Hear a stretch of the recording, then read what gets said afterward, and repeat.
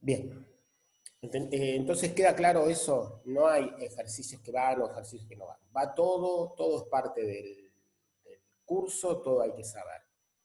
Lo que hay son ejercicios que son más teóricos, que no tienen una implementación práctica directa y que yo prefiero que esa implementación, que esa teoría, digamos, la lean donde corresponda. Si es necesario, si ustedes tienen realmente mucha dificultad con eso, bueno, lo explicaremos en la clase, lo vamos a hacer. Bueno, empezamos con el ejercicio que dimos para hacer, que eso sí es una implementación práctica. Yo le pedí calcular el cambio de entropía cuando partís a una presión de una atmósfera, partís de una temperatura determinada, vas por acá, esto sería A, B, C. Bueno, esto está al revés. Esto sería A, B, C, acá hay un D, E, y después un F, que sería acá, no me acuerdo. Yo empecé en 200 grados Kelvin y termino en 400 grados Kelvin. Puede ser que el número a ustedes les haya cambiado, que les dio otra cosa. Pero el camino que vamos a recorrer es empezamos de acá y vamos a ver el cambio de entropía en cada uno de estos casos. La entropía, por supuesto que aumenta, porque el sólido es simplemente por ver esto, ¿no? O sea, sin ni siquiera ver los aspectos que tienen que ver con calor.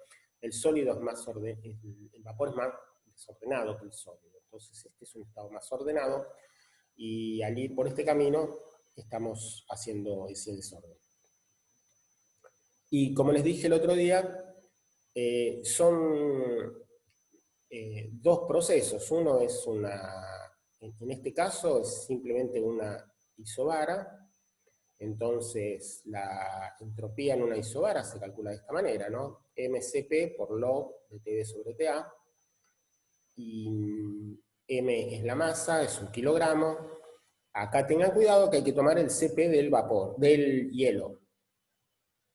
Y la otra cosa que hay que tener mucho cuidado es, no se olviden, cuando uno divide, se divide, hay que poner grados Kelvin. Es un error muy común, que yo a veces lo hago a propósito en el pizarrón y nadie me dice nada, esto da un número, pero cuando haces esta cuenta, acá tenés 0 en el denominador, explota todo y ahí se dan cuenta que estaban haciendo todo mal. Entonces, bueno, a mí me dio esta cuenta 651 joules sobre Kelvin, háganla, porque puede pasar que no te acordás si esto era joule, kilojoule, gramo, no sé qué, entonces fíjate que kilo se simplifica con kilo y te queda joule sobre Kelvin. Háganla, son 2 minutos. Bien, luego tenemos un proceso de este estilo, en el cual sigue siendo una isoterma, sigue siendo una isobara, pero hay un cambio de fase. Entonces, lo que se hace es calor dividido temperatura. Como la temperatura es constante, acá no era constante la temperatura, pero acá es constante, entonces es calor sobre temperatura, y calor es la masa por el calor latente, es el calor que hay que darle. Las clases están, sí, están en la página, están en el, ¿cómo se llama? La clase, en el aula virtual, ahí están las clases. Entonces tenemos el calor latente, masa por calor latente dividido temperatura, y no se olviden ahora de poner el calor latente, hielo líquido, porque estamos hablando de este pedacito. Entonces son 333, no se olviden de chequear unidades, que estén joule, que no estén calorías, etcétera, etcétera. Y se simplifica kilogramo, me queda 1221 joules sobre Kelvin. Luego viene la parte donde tenés un líquido a 0 grados y pasás a un líquido a 100 grados. Entonces, nuevamente es un proceso donde es una isobara, la temperatura va aumentando, por lo tanto, la entropía es MCP, el log T final sobre T inicial.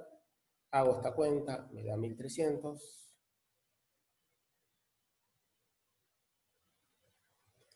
No, es que no puse 20 grados, puse 200 Kelvin.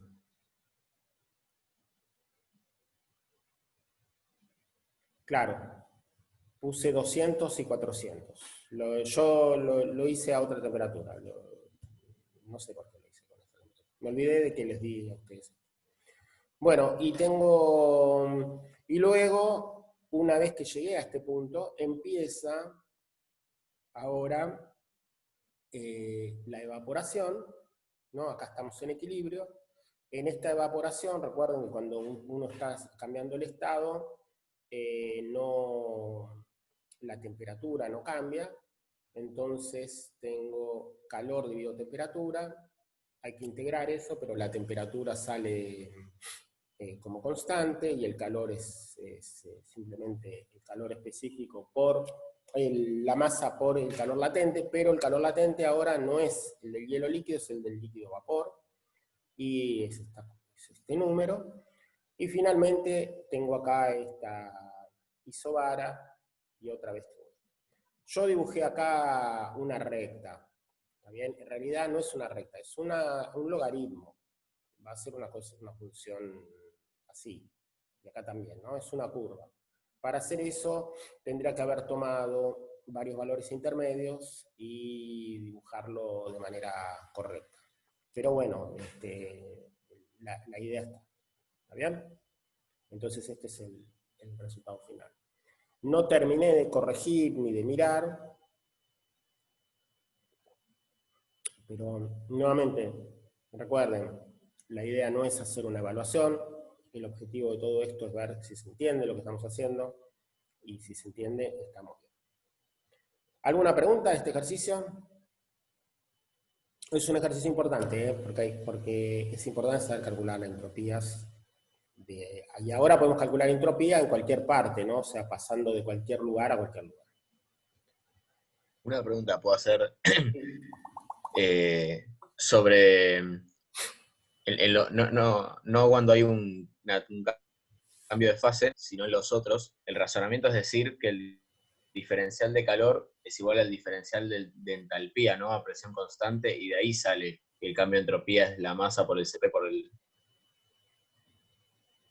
O ahí hay algo que no estoy entendiendo el razonamiento. Estás diciendo lo Yo mismo. cuando lo hice el primer principio y dije, Estás diciendo lo mismo. El cambio de calor es el calor que le tenés que dar para que pase desde este punto hasta este punto. Ese calor se llama el calor latente. Por otro lado, ese calor, al ser calor a presión constante, es la diferencia de entalpía. La diferencia de entalpía es el calor latente. O sea, no discutas claro, pero yo hablo, no discutas con vos mismo, estás diciendo lo mismo. O sea, son dos formas de decir lo mismo, ¿no? El razonamiento es ese, es el sí, en calor. en la transición de fase lo entiendo. Ah, acá En la decimos. transición de fase lo entiendo, pero en la otra, en las otras tres, claro, tal cual. Cuando va Bueno, elevando la... también, sí, también estás diciendo lo mismo, porque el cambio de entalpía entre estos dos puntos se puede calcular de esta manera, se puede calcular con esta fórmula. O se puede calcular, claro, se puede calcular con esta fórmula, y la entropía sería esto dividido la temperatura. A ver, espérate. Claro, perfecto. Ok. Espera. Claro, tenés el cambio de entalpía, delta H sería mCp por delta T, y si a eso lo dividís por temperatura, después cuando integrás te va a dar. Sí, es lo mismo. Perfecto. Sí, ahora vamos a hablar Gracias. de la vida real. El CP depende, ahora vamos a ver eso. Sí, dame un segundo. Bueno, estamos entonces ahora, levanto esto. Esto está en la página, ¿eh? Lo puse ayer a la noche, no me acuerdo a qué hora, pero lo puse. Bien, el primer ejercicio. El primer ejercicio te daban una presión y una energía. Y te preguntan si la presión es ecuación de estado, ¿no? Si está bien definido. ¿Por qué te dan una presión y una energía? No sé, yo en principio entiendo que si vos me das la presión, ¿qué hay que hacer para ver si es ecuación de estado? Si está bien definido, si es una función de estado válida. ¿Qué hay que hacer? Chequear las derivadas cruzadas. Exactamente, cruzo la derivada y veo que funciona. ¿Está? ¿Y para qué me dio la energía? No sé para qué me dio la energía. Me dijo, probá si, qué sé yo. Y bueno, pruebo si esa energía es válida. ¿Cómo la pruebo? Hago esta derivada, ¿recuerdan? Esta derivada era, no sé si la tengo por acá.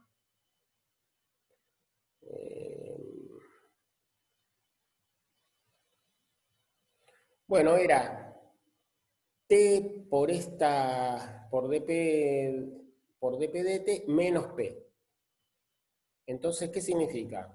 Que si yo tengo la presión, con la presión en función, o sea, si tengo la presión en función de temperatura y volumen, si tengo la ecuación de estado, yo puedo sacar esta derivada. Ya lo hicimos, es un ejercicio que ya hicimos con Van der Waals, lo hicimos con gas ideal y vimos que daba cero. Y bueno, la segunda parte del ejercicio es hacer esta derivada y ver si es la derivada que me dio el enunciado. Si me da el mismo número que me dio el enunciado, quiere decir que es correcto. ¿No? ¿Entendieron? O sea, es un ejercicio que en principio uno no entiende para qué me está dando la energía. Nada, para que chequees que está bien definida la energía. En realidad son dos problemas. Bien, el ejercicio 2 tiene que ver con esto que me está preguntando Tomás. Tiene que ver con igual las derivadas cruzadas de U da ok.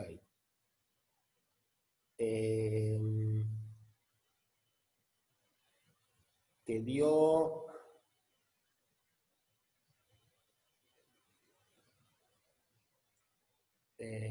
bueno, usando la presión que te dio, ¿no es cierto? O sea, estás usando la presión que te da en el enunciado, o sea, la presión, claro.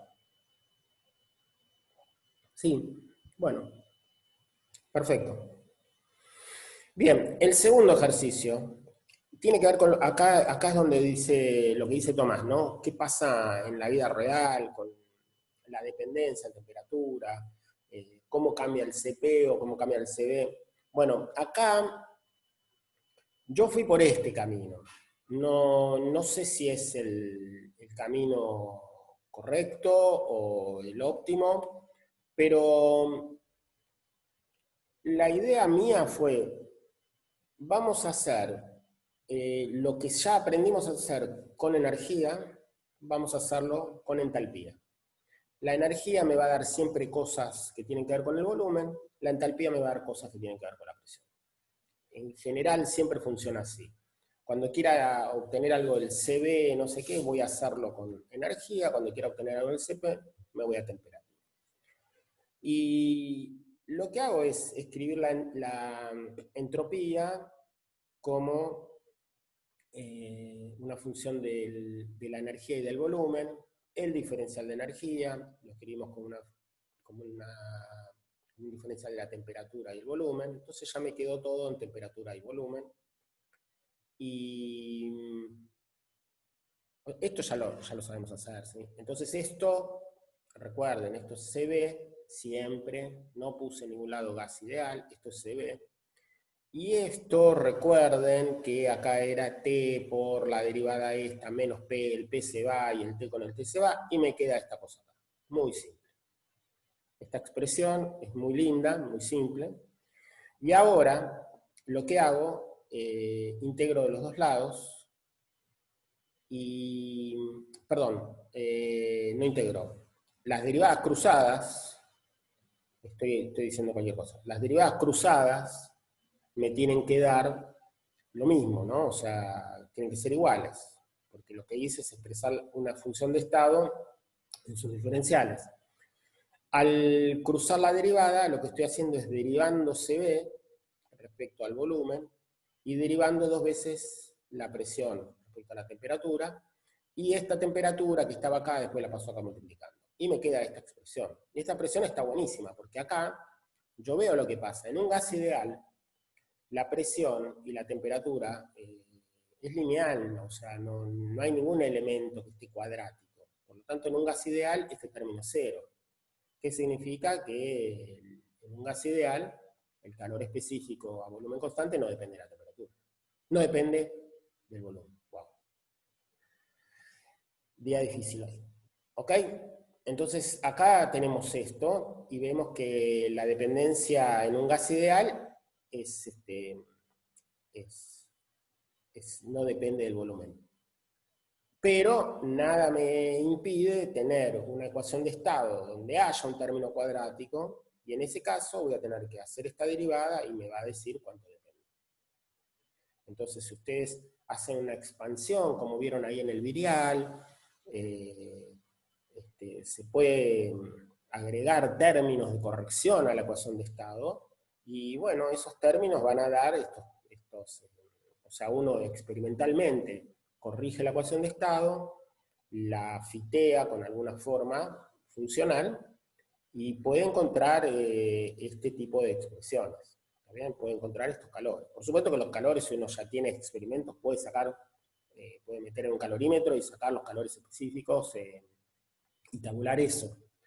Pero, bueno, también es una forma de chequear que la función de estado que estamos utilizando esté correcta. ¿Se entiende? Si se entiende, vamos a hacer lo mismo con la entalpía. Lo mismo con la entalpía quiere decir que en lugar de escribir el diferencial de la energía, escribo el diferencial de la entalpía.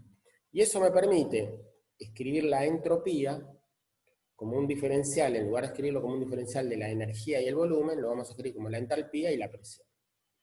Hasta acá es muy simple esto, ¿sí? Lo que viene ahora es un poquito más complicado, porque me va a quedar, cuando abra este diferencial, lo voy a abrir tal como hice acá, lo voy a abrir en un diferencial de temperatura y en un diferencial de presión. Y el diferencial de presión voy a tener que hacer lo mismo que hice antes con la energía. Entonces tengo que recordar cómo hice la derivación de la energía. ¿Se acuerdan que la energía era menos T, du de T menos P? ¿No? Entonces tengo que recordar cómo hice esta expresión. Esta expresión, ¿se acuerdan cómo la hicieron? La hicimos cruzando las derivadas de la entropía y viendo que esas derivadas tenían que ser iguales, nos quedaba un término que se cancelaba y otro término que tenía que ser cero. Bueno, recuerden, yo lo hice eso detallado, ¿no? Entonces, ustedes abren esto, reemplazan acá, bueno, y acá es la tarea que les dejo, y van a encontrar una expresión muy parecida a la que encontraron para el volumen. La derivada del calor específico a presión constante respecto a la presión tiene una dependencia acá con la temperatura, ¿no? O sea, tiene este término, perdón. Y nuevamente, este término, en un gas ideal, la relación entre volumen y temperatura, al ser de primer orden, no hay derivadas segundas, por lo tanto, en el gas ideal, el calor no depende de la presión. Pero en un gas, que si ustedes hacen una expansión en virial, van a tener una dependencia. ¿Ah? Entonces, en un gas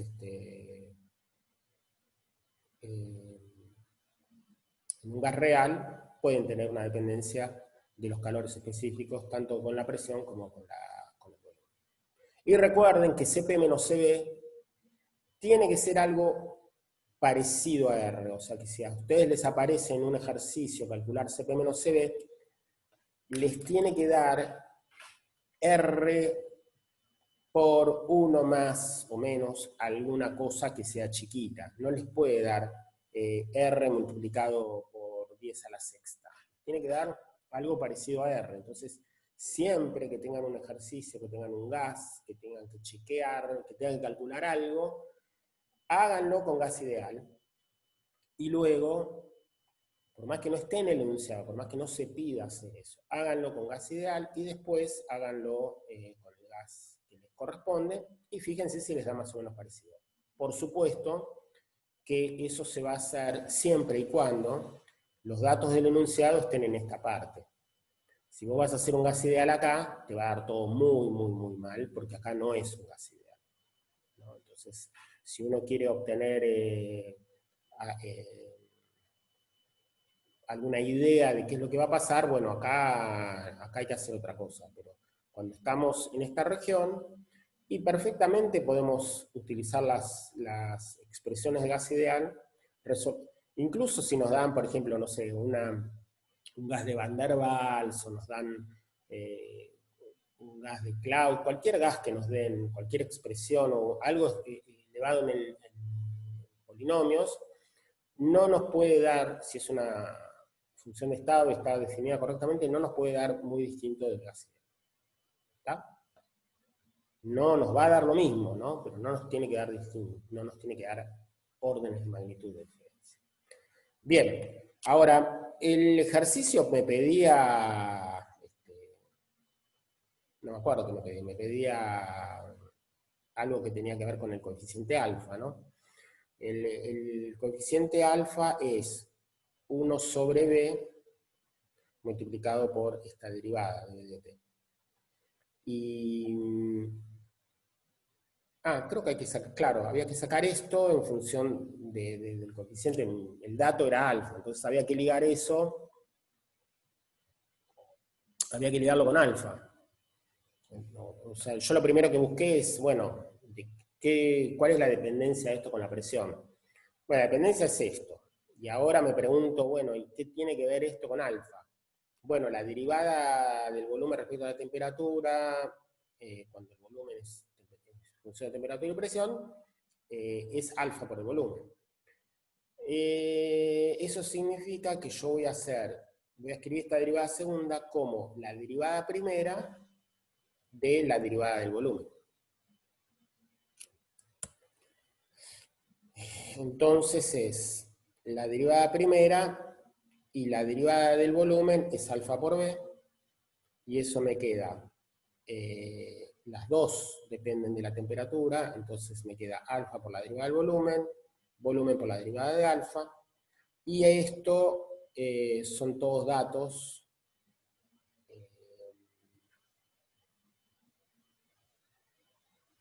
esto es alfa cuadrado, ¿no? Y bueno, reemplacé los datos y me dio este número.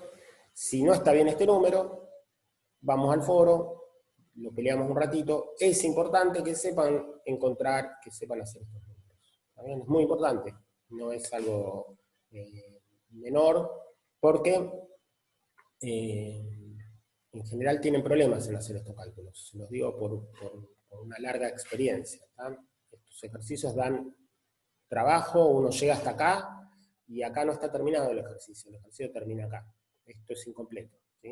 Esto es una fórmula, después de la fórmula hay que poner los valores, y ahí vienen los problemitas, porque ustedes no están acostumbrados a poner valores. Yo peleo mucho esto en las clases. Ahora lo único que les digo es, bueno, chequenlo. Me pude haber equivocado, si me equivoqué me lo dicen y lo corregimos. Bien, el ejercicio 4. El ejercicio 4 es un ejercicio donde se mezcla una cierta cantidad de hielo con una cierta cantidad de vapor de agua, digámoslo de esa manera, ¿no? Y es el ejercicio más importante de la guía. ¿Por qué es el más importante? Y porque es algo que les voy a tomar en el parcial. ¿Qué hay que tener en cuenta en esos ejercicios? Lo más importante en esos ejercicios, suponete que vos tenés 2 toneladas de hielo. Bueno, no importa, yo te lo estoy generalizando. Te voy a dar la idea general. Suponete que vos tenés 2 toneladas de hielo a 80 grados bajo cero y un 746 kilos de agua a 400 grados centígrados. Y te pregunto, bueno, mezclalos y calculame el cambio de entropía. Ese sería el ejercicio general. Ese ejercicio general, hay un problema de cómo plantear ese ejercicio, porque nosotros podemos calcular como hicimos acá. el cambio de entropía del cacho de hielo que había hasta que llegó acá, y el agua empezó acá hasta que llegó al estado final, y calcular la suma de uno y la suma del otro. O sea, es un cálculo muy parecido a este. Hay que ver cómo cambió cada uno de esas sustancias y sumar las dos entropías, y eso nos va a dar la entropía del universo.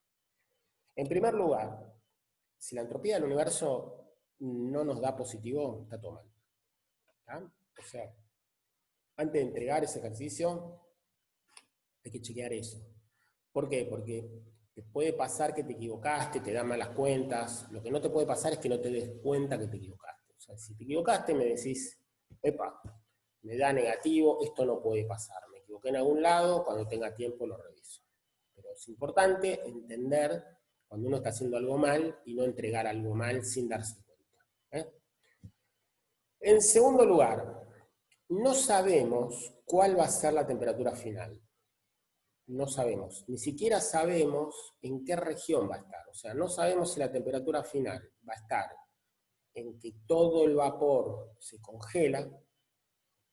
No sabemos si la temperatura final va a estar en que todo el hielo se derrite, se convierte en líquido y luego se evapora.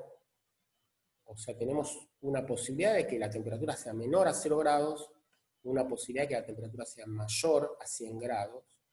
Tenemos una posibilidad de que el vapor se convierte en líquido, se enfría, se convierte en líquido, ese líquido se empieza a enfriar, enfriar, enfriar, y una parte del líquido se convierte en sólido. En ese caso, la temperatura final va a ser 0, porque va a estar en equilibrio el líquido con el hielo. Puede pasar al revés, puede pasar que el hielo se derrite, se convierte en líquido, pero se sigue calentando hasta que se empieza a evaporar, pero no se evapora completamente. Y nos queda una temperatura final de 100 grados, donde está en equilibrio el líquido con el vapor. Y el vapor, por supuesto, que empezó en, no sé, en una temperatura determinada, hasta que el vapor también cambia su temperatura, llega a 0 grados, ¿no? Llega a 100 grados. Conclusión, hay muchos escenarios finales, muchos escenarios posibles, y no sabemos de antemano cuál va a ser la temperatura final. Si va a estar arriba de 100, si va a estar en 100, si va a estar entre 100 y 0, si va a estar en 0 o si va a estar abajo de 0. Y lo que hay que hacer, hay que plantear esos escenarios y hacer la calorimetría necesaria. O sea, lo que hay que hacer, hay que sumar todos esos calores, y encontrar de esa manera la temperatura final. O sea, si nosotros suponemos, por ejemplo, que la temperatura final está arriba de 100 grados, hacemos la calorimetría y ponemos todo en función de esa temperatura final que no conocemos, y esa va a ser la incógnita de nuestro problema. Hallamos esa temperatura final. Y lo que puede pasar es que la temperatura final nos dé, por ejemplo, menos 200 grados. ¿Qué significa eso? No significa que hicimos nada mal, simplemente significa que la hipótesis inicial con la que partimos, que era que todo el vapor, por ejemplo, iba a permanecer en estado de vapor, pero que el hielo es el que se iba a derretir y se iba a evaporar, iba a estar en equilibrio y después iba a aumentar su temperatura, esa hipótesis estaba mal. O sea, la intuición que teníamos no era correcta. Eso, entonces, es la idea de cómo se plantea estos ejercicios, es así. Uno plantea una hipótesis, resuelve, y después encuentra si esa temperatura final coincide con la hipótesis planteada. Lo más probable es que no. O sea, puede ser que pensábamos que la temperatura iba a estar acá y resulta que nos da un absurdo. Cuando nos da un absurdo no quiere decir que está mal, quiere decir que no es, las energías no dan como para hacer ese tipo de ejercicio. No vas a tener un resultado coherente. No vas a tener un resultado coherente porque la hipótesis incorrecta lo que implica es que vos tenías, vos haces una estimación y decís, bueno, pará, yo tengo acá mucha energía en el vapor, entonces esta energía es mayor que la que tiene el sólido, ¿no? O sea que el vapor tiene suficiente energía como para calentar al sólido, derretirlo y evaporarlo. Y resulta que después no le dio el cuero para hacer todo eso. No era tanta la energía que tenías en el vapor. Entonces no pudiste derretir todo el hielo o evaporar todo el líquido. ¿Tá? O sea, eso quiere decir una hipótesis equivocada. Quiere decir que vos estimaste que tenés suficiente energía como para que te pase esto y en realidad no le dio para hacer esto. Es más, tenías tanto hielo que el vapor se te empezó a enfriar tanto que pasó a estado líquido, ¿no? O sea, hay que hacer unas cuentitas iniciales, como para tener una idea de qué es lo que uno tiene.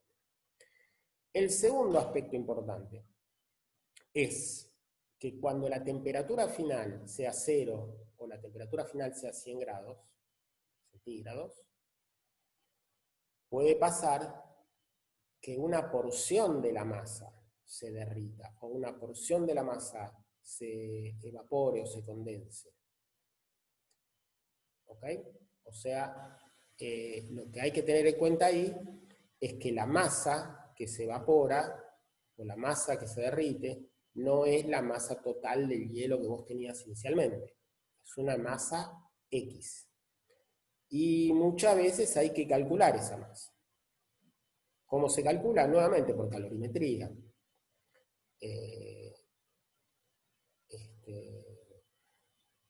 Les voy a dejar ahora mismo, cuando terminamos esta clase, les voy a poner un ejercicio para que ustedes lo practiquen. Les voy a poner un ejercicio que tiene todo este tipo de ingredientes. ¿Está bien? O sea, vamos a mezclar un vapor con un hielo y donde se nos van a plantear estos distintos escenarios. Y es más, les voy a preguntar, por ejemplo, con qué cantidad de hielo debería partir para que al final la masa del líquido sea tanto. No sé. Les voy a dar un ejercicio de ese tipo, que es más completo todavía que este. Pero este ejercicio es muy importante que lo hagan. ¿Está? Bien.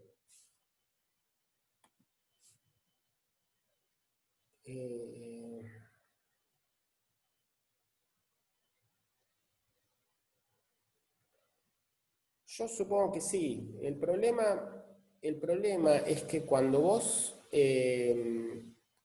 partís de una hipótesis equivocada, o sea, suponete que yo te pongo un cubito de hielo, ¿no? Y te lo pongo en contacto con 300 kilogramos de vapor a 400 grados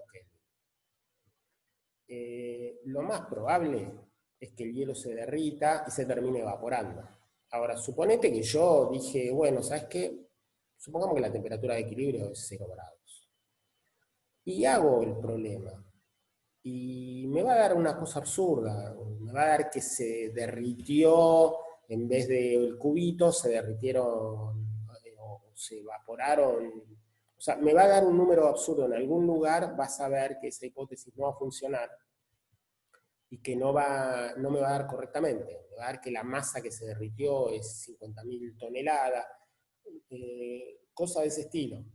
No sé decirte en este momento qué es lo que vas a encontrar, pero te va a dar mal. Entonces no tiene sentido que calcules la entropía de algo que no está correcto, porque estás asumiendo una temperatura final que no es correcta.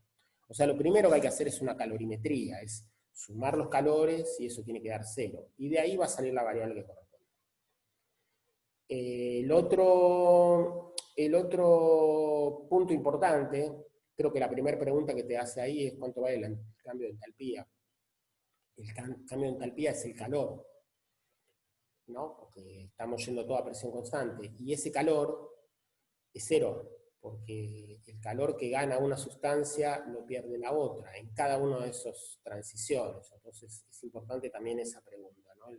La entalpía es cero, no hay calor, no se genera y no se absorbe calor. Simplemente está pasando de una sustancia a la otra. O sea, es una sustancia que le da calor. Creo que está ahí claro, ¿no? Que no sé si dice que es un recipiente cerrado, pero es una suposición que hacemos. ¿Está?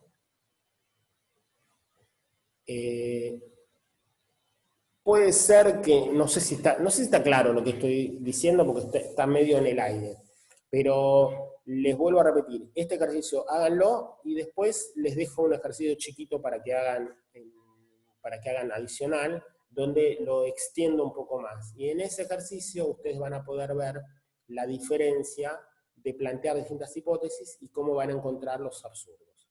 Si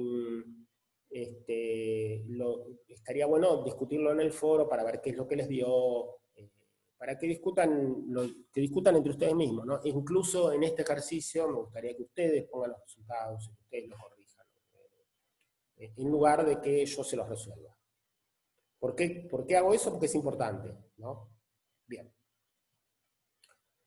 Pasamos al ejercicio 5. Este ejercicio es muy complicado porque lo que Claudio lo explicó, yo simplemente lo paso en limpio. Es complicado porque hay que derivar, integrar, hacer ese tipo de cosas raras. Y integral de derivadas parciales es algo que no tiene mucha...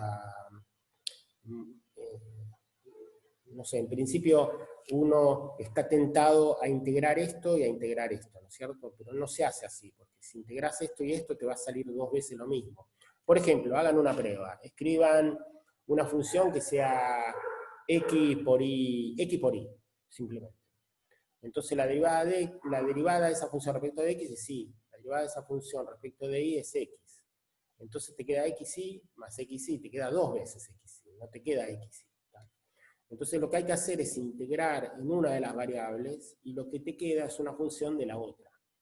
Esa es la forma correcta de hacer esa integral, ¿no? O sea, si yo quiero f, integro solamente en una de las variables. Integro, por ejemplo, en temperatura. Hago esta integral. Y lo que me queda es una función del volumen. O sea, yo no puedo decir que f es esto, porque hay algo más que tengo que integrar. ¿Okay?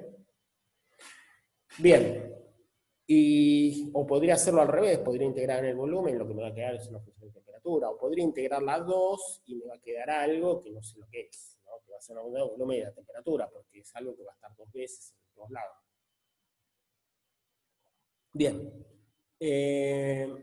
lo que hago acá, reemplazo la entropía que me dio como dato, y me da una función me sigue dando una función de volumen, y ahora hago esta integral, y esta integral es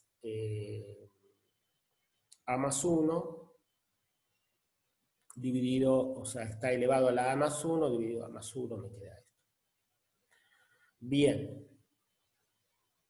Ahora vamos a la función de estado. La función de estado, recuerden, cuando uno tiene la energía libre, Helmholtz, es importantísimo porque con eso saca la función de estado.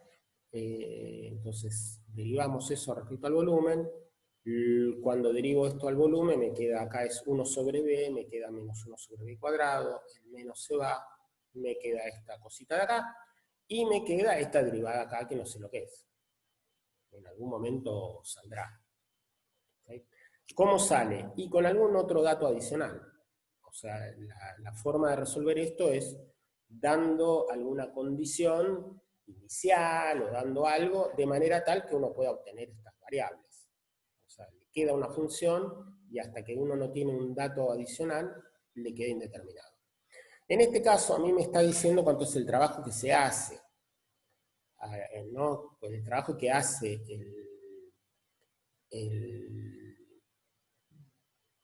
el sistema. Y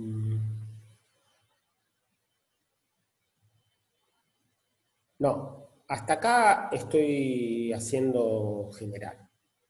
Ahora calculo el trabajo y me da esto, ¿no? O sea, la integral de esta función respecto a la temperatura, al volumen, bueno, lo mismo que hice acá, ¿no? Si esta era la derivada, la integral es esto, pero ahora lo que me está diciendo es que es entre B0 y B, y me da como dato que a temperatura constante, a T0, es RT0 log de B menos B0.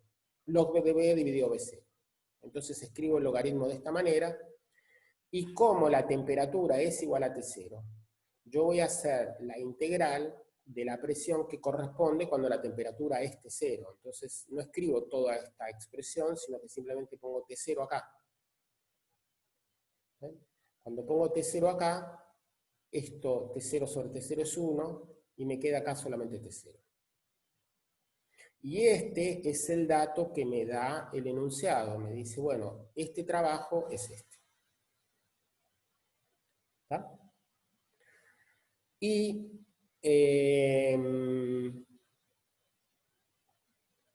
munido de esto, ¿para qué me sirve esto? Y para sacar cuánto vale esta función. Ahora que lo pienso, puede ser que acá haya un tema de un signo. Ahora lo vamos a ver. Bien, entonces finalmente separo la parte de B de la parte de B0 y veo que tengo el mismo tipo de función. Me queda este tipo de función y de acá obtengo la función esa que quedó ahí, que quedó como algo que no sabía lo que era. Ahora ya sé lo que es. Porque si pongo acá B0, me va a dar log de B0, y acá me va a dar B0 sobre B0, que es este término de acá. O sea que esta es la función que yo debía haber puesto acá. ¿Okay? Estoy utilizando ahora el dato que me dio, o sea, algún dato te tiene que dar como para que vos puedas encontrar estas cosas indeterminadas. Cuando uno integra y le queda una constante, o en este caso integramos en una variable, nos queda una función de la otra variable. Entonces, hasta que no sepamos algo más, no podemos determinar eso. Bueno, ahora ya lo sabemos. Entonces, una vez que lo sé, empiezo todo el ejercicio de vuelta. Voy a meter esto acá adentro. Calculo F, meto acá donde dice phi de B, meto la función, que sería esta cosa de acá, y luego hago un poquito de cosmética y lo ordené y me quedó esta función. Una cosa importante, una vez que tengo la función, chequeo si con esta función me da la entropía. Por ejemplo, df de t es menos la entropía. Entonces agarro esta función, la derivo respecto de la temperatura y bueno, me queda esto. ¿No? Porque esto se va con esto, T0 entra acá adentro, no, T0 se va también, se va con la derivada, y me queda esto. Que este era el dato que me dio de la entropía. Y luego digo, ¿sabés qué? Voy a calcular la presión. Ahora calculo la presión general, ¿no? Es esto. Y esa presión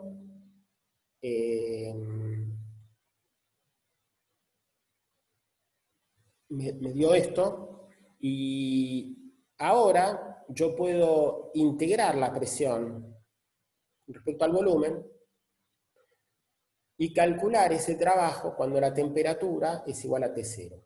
Cuando la temperatura sea igual a T0, me tiene que dar el trabajo que me dio como dato en el enunciado.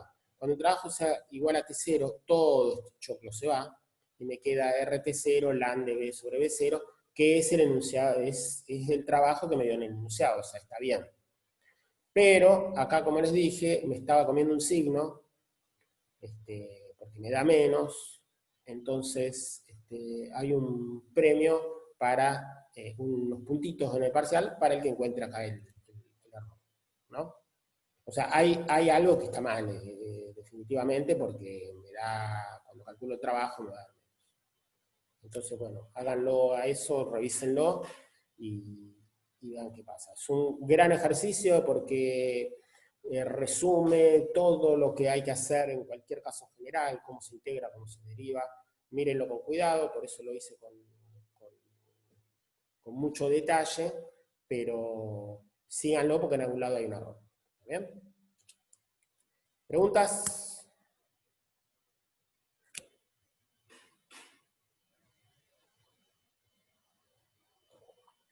¿Alguien hizo este ejercicio?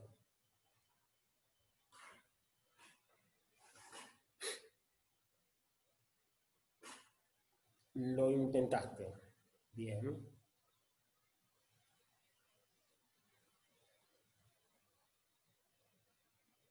Bien. Es un ejercicio difícil, ¿eh? Como verán, hay que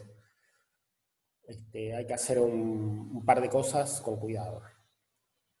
Bueno, lo que les pido es revisar. Ya estamos en clase ahora, no hablemos de cosas que no tienen que ver con la clase. El parcial es parcial, ¿está bien? Después hablamos. Claro, sí, exactamente. Vos tenés, cuando vos derivás, está todo bien. Cuando uno integra, y bueno, siempre pasa lo mismo, ¿no? Cuando vos integrás hay muchas soluciones. La derivada es única, pero la integral no. Hay un montón de funciones que tienen la misma derivada, ¿no? Por supuesto. O sea, agarrar una recta y pasar esa recta por todo el eje, sumarle infinitas constantes y te va a dar la misma derivada. Entonces acá es exactamente lo mismo. Lo que pasa es que acá todavía es más grave porque esa constante es una constante en la variable que estamos integrando, pero es una función en la otra variable que la dejamos de lado. Bueno, y hay que utilizar algún dato que tenemos. Entonces, en este caso, el dato que teníamos era el trabajo. Entonces, calculamos el trabajo respetando la condición que nos dice el trabajo, nos dice que es el trabajo a temperatura constante. Bueno, eso reemplazamos, ponemos temperatura constante, hacemos. Es un gran ejercicio, está muy bueno. Bien. Ahora pasamos a Clausius-Clapeyron. Clausius-Clapeyron el ejercicio está en la teoría. O sea, está resuelto completamente la teoría, está explicado. O sea, es un ejercicio que te dice nada, te está diciendo andá y mirá la teoría.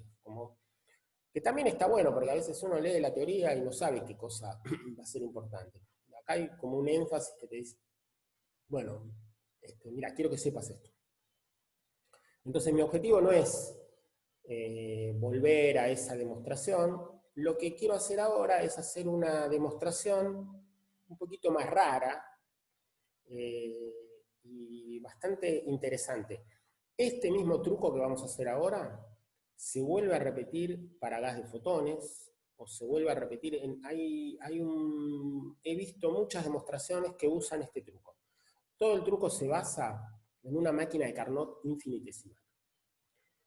¿Qué máquina de Carnot infinitesimal vamos a usar? Es una máquina donde tenemos dos isotermas y esto es muy chiquitito. Este es un infinitésimo de presión.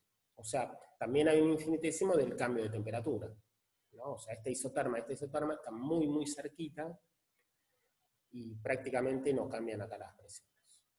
¿Okay? Pero le agregamos un componente.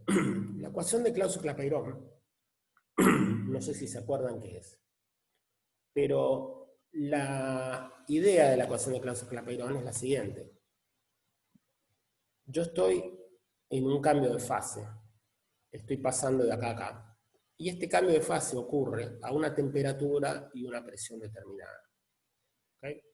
O sea, dada la temperatura, el cambio de fase se ocurre a una presión determinada, o dada la presión, si supongamos, estamos hablando de agua, y la presión es atmosférica, el cambio de fase ocurre a 100 grados. Eso es algo que está dado, eso es algo que ocurre, esa presión de equilibrio es algo que nos da la naturaleza, ¿no es cierto? Y depende de las características de la sustancia que estamos haciendo, estamos estudiando, depende de qué tan fácil sea formar las gotas de agua y qué tan fácil se puedan romper eso. Entonces es algo que por el momento no tenemos forma de calcularlo, es un dato experimental, ¿sí? ¿Correcto? Ahora, eso nos determina esta campana que está acá, que nos dice, nos da la relación entre que acá podemos ver justamente estos puntos que están acá. Estos puntos que están acá son los puntos que se llaman puntos de saturación, que nos dice a qué presión y a qué temperatura ocurren los cambios de fase. ¿Está? Por supuesto que también nos dice a qué volumen. Pero lo más importante es que dada una presión, o dada una temperatura, la presión de equilibrio es algo fijo, establecido. ¿Y cómo está establecido? Bueno, está establecido, acá tenemos la curva. Esta es la curva de saturación, que nos dice cómo pasás de líquido a vapor. Y esa curva es esto que vemos acá. Esto que vemos acá, recuerden, si lo miramos para adentro es toda una superficie, pero si lo miramos desde acá es una curva. ¿Sí? La ecuación de Clausius-Clapeyron lo que nos va a decir es cómo es la derivada de esta curva. Nos va a decir la derivada de la presión respecto a la temperatura de saturación. O sea, ¿para qué sirve?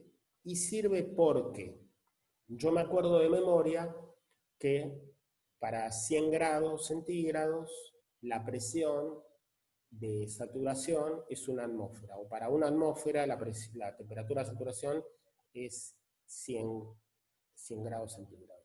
Y después me pregunto, bueno, yo me voy ahora a la Concagua, me quiero hacer un tecito, ¿a qué temperatura hierve el agua? Bueno, la curva esta me lo dice. En vez de poner 100 acá, en vez de poner una atmósfera bajo, vengo acá y me da otra temperatura. ¿Bien?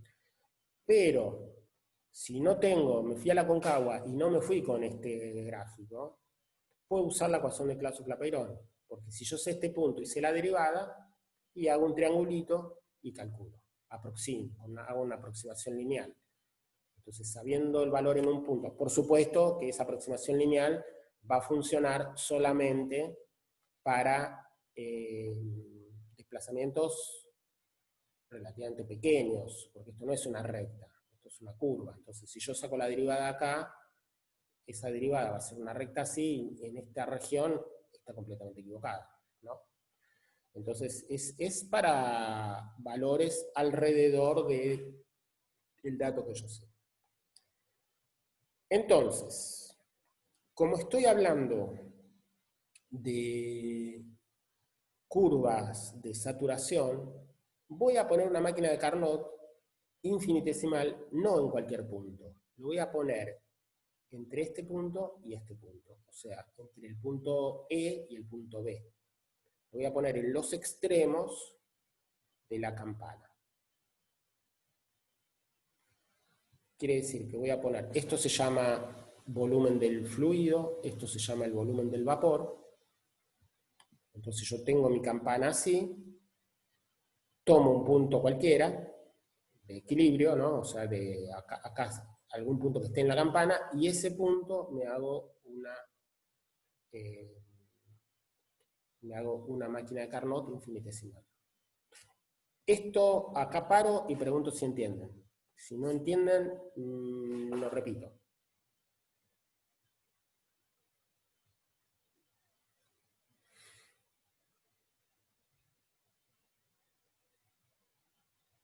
Una cosa, si yo tomo los puntos de la campana, Sí. o sea, técnicamente la temperatura es la misma, por eso tomamos una infinitesimal de temperatura en las isotermas. Estoy tomando dos puntitos en la campana que están muy, muy cerquita en presión y muy, muy cerquita en temperatura. Y sobre ellos hago una máquina de Carnot.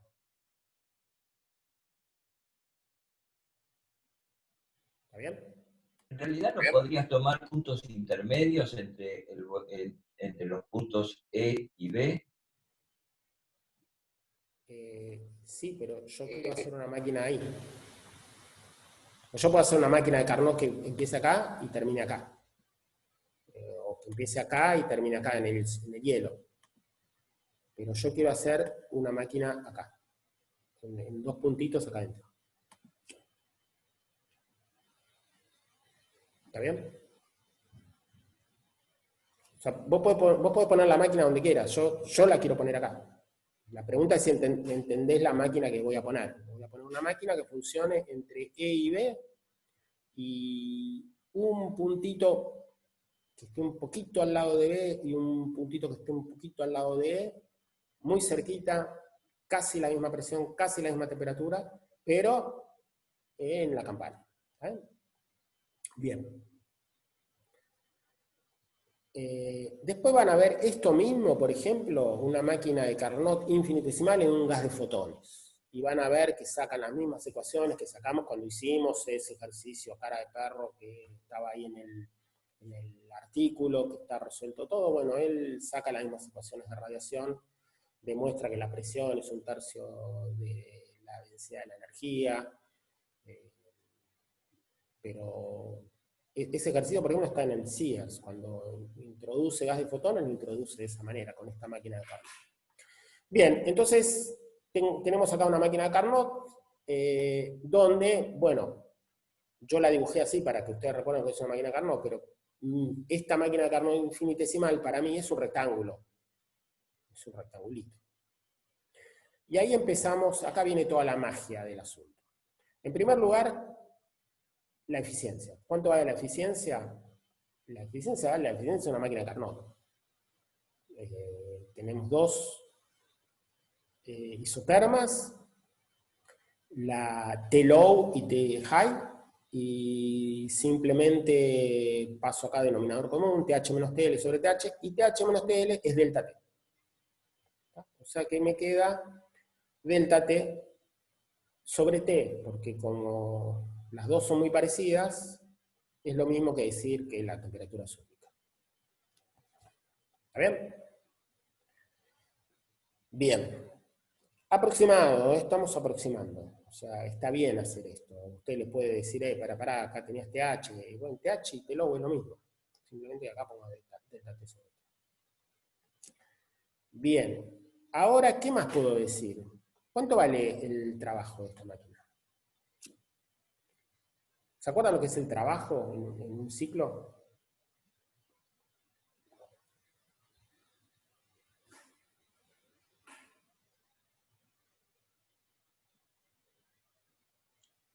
El calor que absorbe menos el que cede. Sí, pero ¿qué más? Si yo te doy esto, claro. Muy bien, Tadeo, es el área. Recuerden, el trabajo es la integral de PdV. La integral de PdV es el área bajo esta curva. La integral de PdV acá es menos el área sobre esta curva. Entonces, el área de arriba menos el área de abajo me da el área de adentro. ¿Ok? Entonces, ¿cuánto vale el trabajo acá?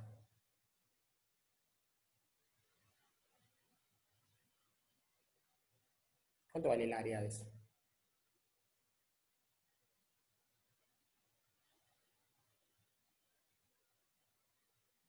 ¿El área de un rectángulo? ¿Cuánto es? No, un rectángulo. Es delta P por delta B, exactamente. Perfecto. ¿Y cuánto vale el calor?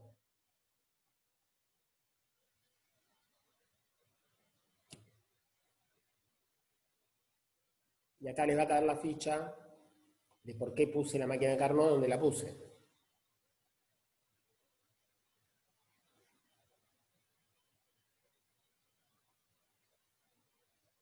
¿Qué es este calor? Para llevarlo de acá hasta acá.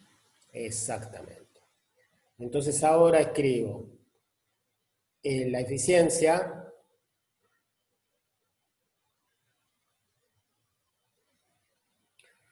es un rectángulo, porque no te olvides que en un cambio de fase la presión es constante.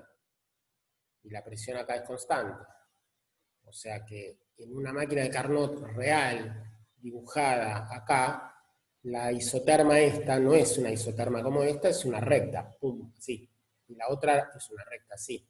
O sea, mi máquina de Carnot es este rectangulito que está acá. Lo único que estoy haciendo es que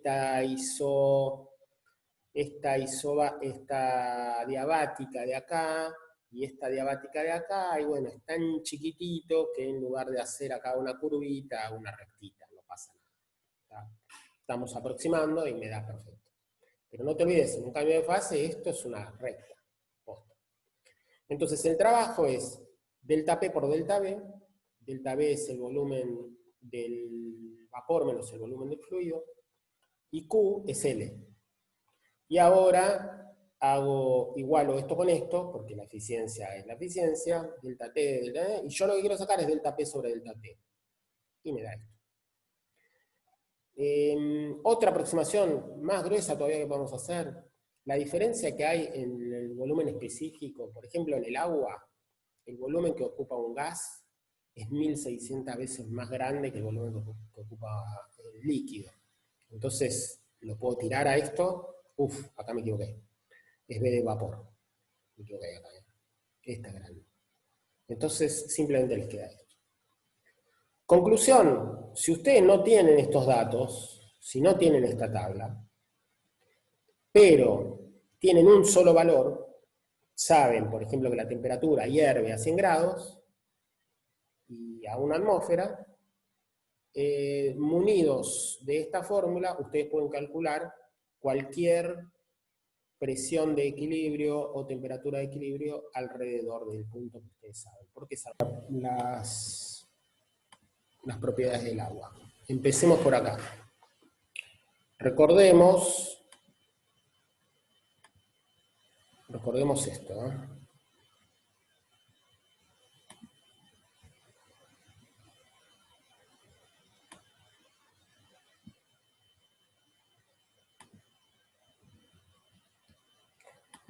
Recordemos esto. Fíjense lo que dice esta tabla. Lo primero que hay que leer de una tabla es el título. Propiedades de agua líquido vapor. Tabla de temperatura. ¿Qué es lo que vemos acá? Acá lo que vemos es agua saturada, líquido vapor, lo que quiere decir es simplemente que nos está dando esto. ¿Está? Nos está dando la presión y la temperatura que corresponde. Por ejemplo, en esta tabla A2 nos da la temperatura y nos da cuál es la presión que corresponde de saturación. Por ejemplo, nuestro amigo 100 grados, ¿dónde está? Acá. Y la temperatura de saturación es 1 bar. Perfecto, eso es lo que sabemos. ¿Está bien? O sea que nos está diciendo el punto este, si vos pones acá,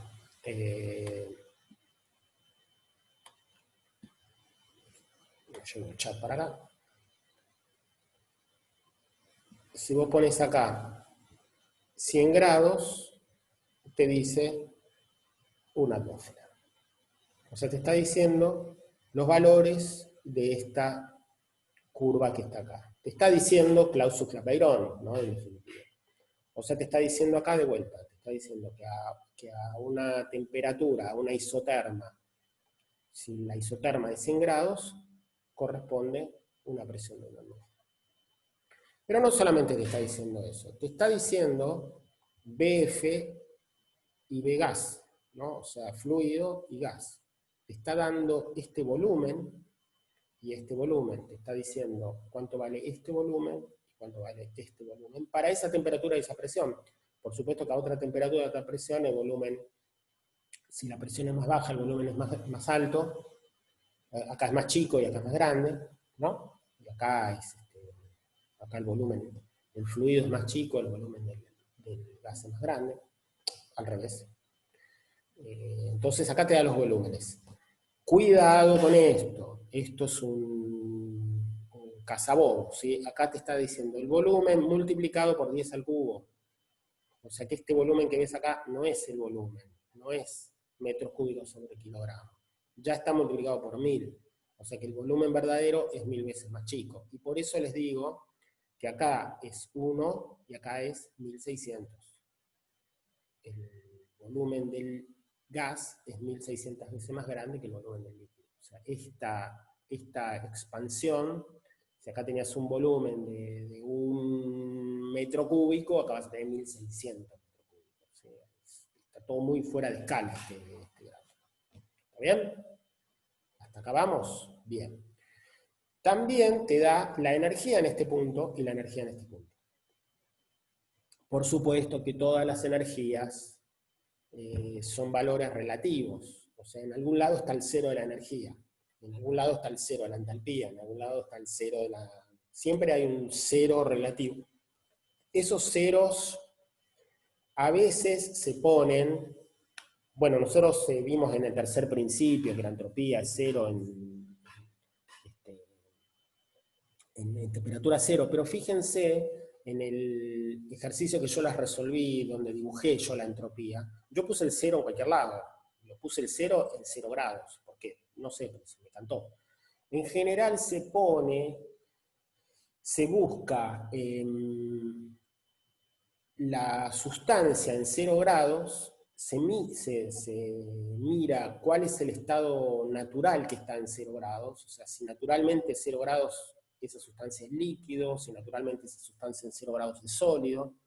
Entonces se determina el estado de esa manera, ¿no? En 0 grados, el estado natural que más abunda, y no sé si a presión, no me acuerdo si a presión atmosférica o en el punto, no sé si en el punto triple, no sé, hay una convención para fijar ahí los ceros de todos estos potenciales.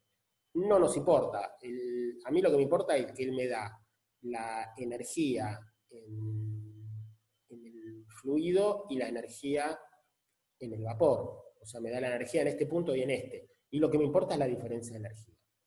¿Cómo calculo la diferencia? ¿Cómo calculo la energía en cualquiera de estos puntos intermedios? ¿Cómo la calculo? Con la quality, como vimos antes. Si yo te digo cuál es el volumen, con el volumen vos podés calcular perfectamente qué cantidad de vapor tenés, qué cantidad de líquido tenés, y esa quality se aplica para cualquiera de las funciones de estados. Es todo lineal acá, ¿sí? Porque la quality lo que te determina es cuántos moles tenés de gas y cuántos moles tenés de líquido. Y la energía de cada partícula de líquido va a ser la misma, y la energía de cada partícula de vapor va a ser la misma. Entonces, lo que hay que sumar es la energía de cada uno. Bien, también me da la entalpía. Me dice cuánto vale la entalpía en el punto, en el líquido, y cuánto vale la entalpía en el vapor. Y como es tan importante la diferencia de entalpía, me hace el favor de restarme esta con esta y darme en el centro una columna donde me lo restó. ¿Para qué me sirve este número? ¿Qué es este número?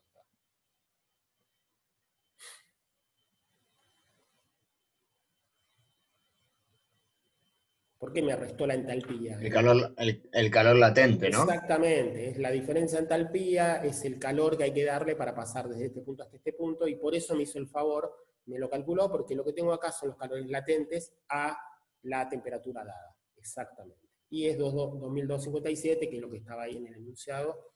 Perfecto. Y también me da la diferencia de entropía, son funciones de estado, ¿sí? Entonces me dice cuánto es la entropía acá y la entropía acá. Si quiero calcular la entropía en el medio, pum, le meto ahí una quality. Entonces, toda esta tabla es temperatura-presión. Bien, tengo la tabla 3. ¿Qué es la tabla 3? Leo el título: propiedades de saturación, líquido, agua líquido, líquido vapor, tabla de presión. ¿Qué significa tabla de presión? Hizo la misma tabla que había antes, pero ahora, en lugar de darme temperatura, me da presión. O sea que para un bar, fíjense que me dice 100 grados. ¿Está? Cosa que, obvio que está bien. Y nuevamente, miren, el volumen es 1 y el volumen acá es 1600. O sea, todos estos valores tienen que ser muy parecidos, porque este punto, en vez de ser 100, es 99,63.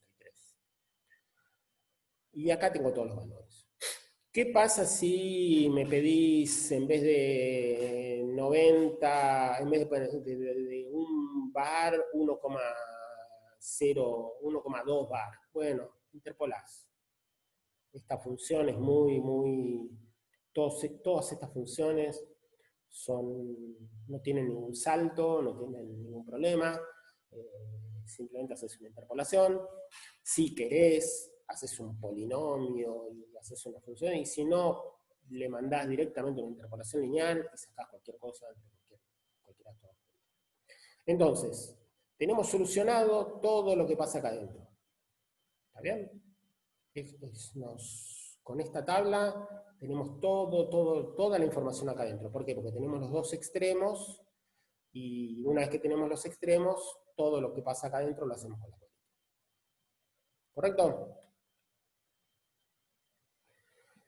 Bien, pasamos a la tabla que sigue. ¿Qué dice acá? Bueno, esta es la continuación.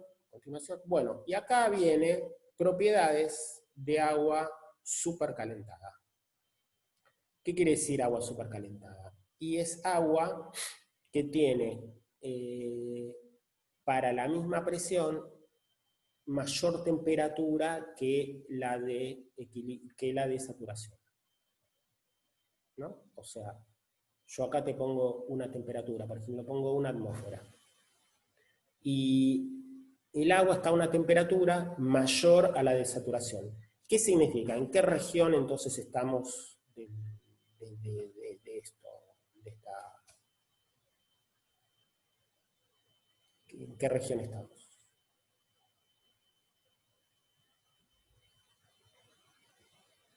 ¿No? En vapor. Claro. Estás acá, en esta región, en esta zona. Estás a isotermas, que están a una temperatura mayor que esta isoterma. ¿No? O sea, para esta presión estás en todas estas isotermas que están acá. Entonces, acá te da una presión, por ejemplo, una presión de un bar. Para una presión de un bar te dice, mira, la temperatura de saturación es 100 grados.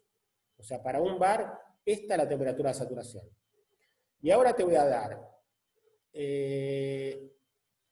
una temperatura de 100, 120, 160, 260, hasta 500. O sea, te voy a dar, para esta presión, te voy a dar la isoterma esta a 100, a 120, hasta 500. Y te doy todos estos puntos en esta presión. ¿No? O sea, esta tablita son todos los puntos a la presión de un bar. ¿Y qué es lo que te estoy dando? Y te estoy dando el volumen, te estoy dando la energía, la entalpía y la entropía. O sea, ¿qué es lo que te está dando? Acá, y te está dando, en lugar de la ecuación de gas ideal, te está dando los valores posta, ¿no? O sea, los valores experimentales. Esto es experimental. Y bueno, vos podrás comprobar qué tan gas ideal es o no. Van a ver que estas expresiones están muy cerca del gas ideal. O sea, la ecuación de gas ideal funciona bastante bien. Por supuesto que cuanto más te alejes y más estés en esta región, mejor va a funcionar. ¿Está bien?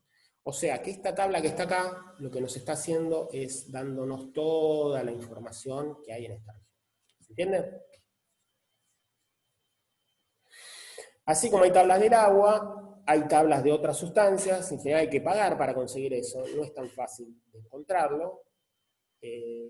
Hay muchos soft que ya están preparados, donde vos ponés la presión y te da el volumen, te da la energía, o sea que esta data está metida dentro de una máquina, y esa máquina no solo te da los valores, te interpola, te hace todo lo que quieras. Pero eso se paga.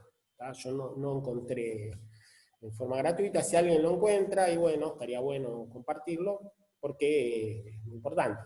Tenés una sustancia y acá es como que tenés, toda esta tabla es de alguna manera la ecuación de estado, ¿no? Bien, y finalmente tenemos acá, ¿qué más tenemos? Acá tenemos propiedades de líquido comprimido. ¿Qué sería líquido comprimido?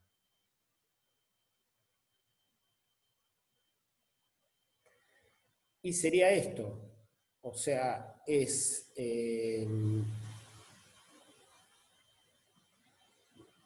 a una temperatura dada, vos tenés una presión más baja que la que corresponde a esa temperatura, o sea, estás en la región del líquido. Y lo que te está dando acá es, por ejemplo, ¿dónde empieza esto?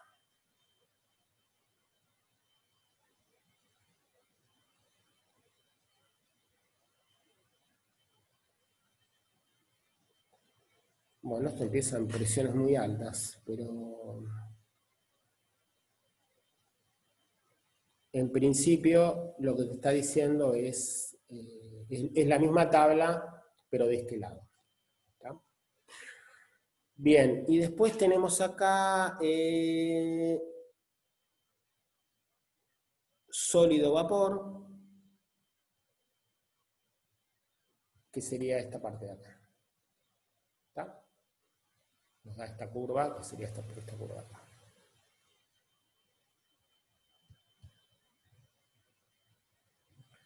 Bien.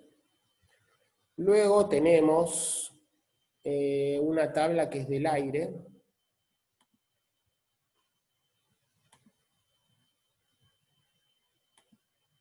Propiedades del aire.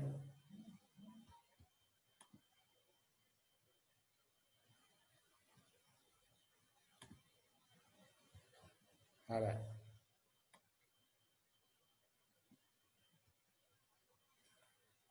Déjame ver qué tenemos acá. Podemos poner este, ¿no? Este.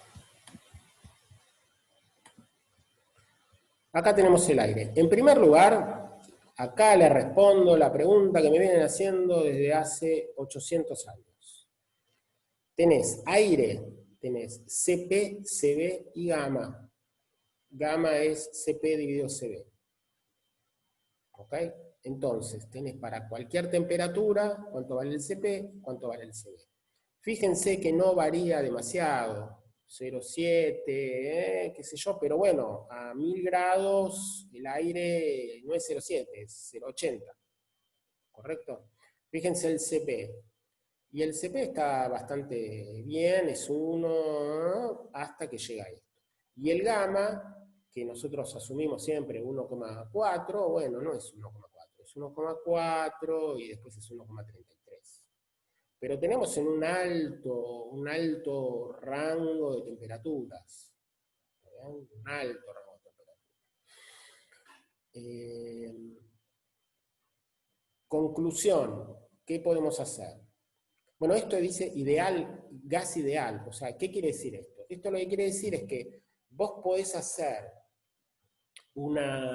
vos podés usar un gamma, por ejemplo, que sea promedio de estos gamas. Hacé de cuenta que, no sé, tenés que calcular una diabática entre 400 y 700 grados.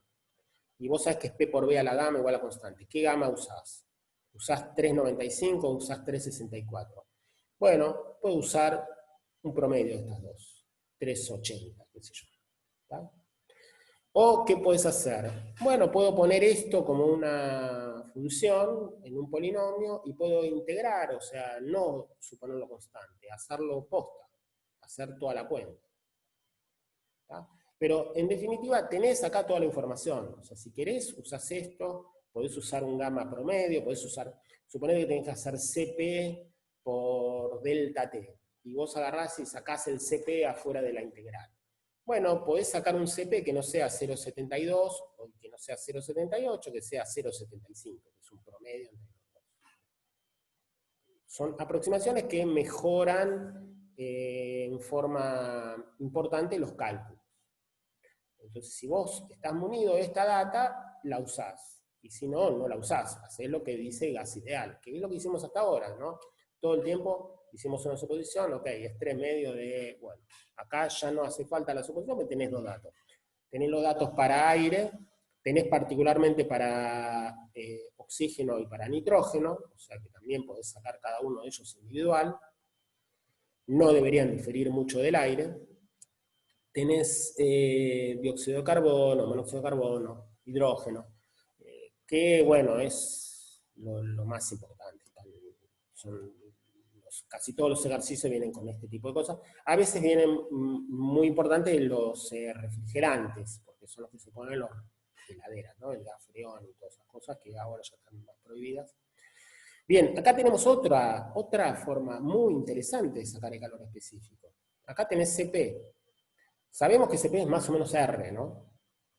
Bueno, entonces acá es R, pero vienen todas estas correcciones en función de la temperatura. Entonces, si vos querés sacar el calor específico del aire, y pones acá alfa igual a 3,6, beta igual a -1, 3,2, y haces este polinomio, y te va a dar el calor específico entre 300 y 1000 grados Kelvin. Ahora, como ustedes ven, alfa no vale 1. ¿Por qué? Alfa debería valer 1. Si CP, el primer orden, esto debería ser 1. Porque no es CP. Es CP rayita. Ese CP rayita es una especie de CP monio, ¿no?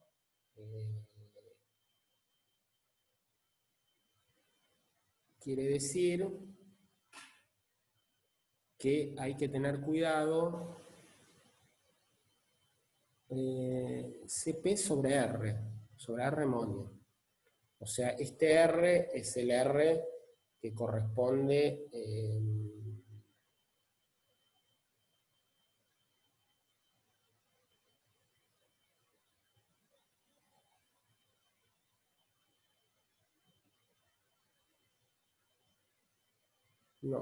no, dice...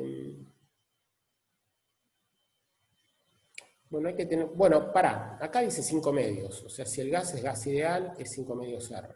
No, está bien, es el 5 medios, es el R, sí, está bien. O sea, no debería ser...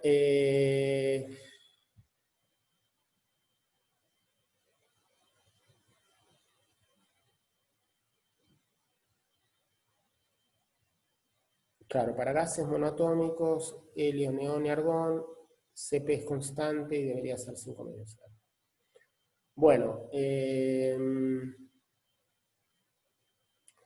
les propongo simplemente pongan algún valor de ejemplo y fíjense con la tabla que tienen acá y chequeen de que esos resultados están usando bien la tabla, ¿no?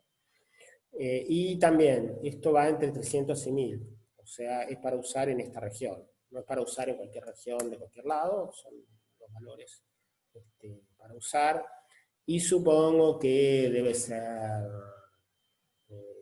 no hay mucha dependencia con la presión, pero supongo que es para usar a temperatura, a presión atmosférica, ¿no? Bueno, y recuerden, tengan mucho cuidado, que acá no dice beta por 10 al cubo, gamma por 10 a la sexta, delta por 10 a la novena y epsilon por 10 a la 12. O sea que, por supuesto, estas correcciones son muy, muy, muy chiquititas. Salvo cuando la temperatura es grande, acá vas a tener, bueno, acá vas a tener 1000 a la cuarta, o sea, vas a tener a la 3, a la 4 es a la 12, y acá tenés a la 12, ¿no? O sea, para temperaturas grandes, sí, estas correcciones son importantes, pero temperaturas bajas, vas a estar muy cerca de alfa, podés usar solamente esta corrección. ¿Está bien? Bueno, hagan un chequeo pequeño para ver qué significan estos números, pero es probable... bueno, sí, acá está la misma... Está normalizado de la misma manera, así que igual no tiene sentido si es CP sobre masa o R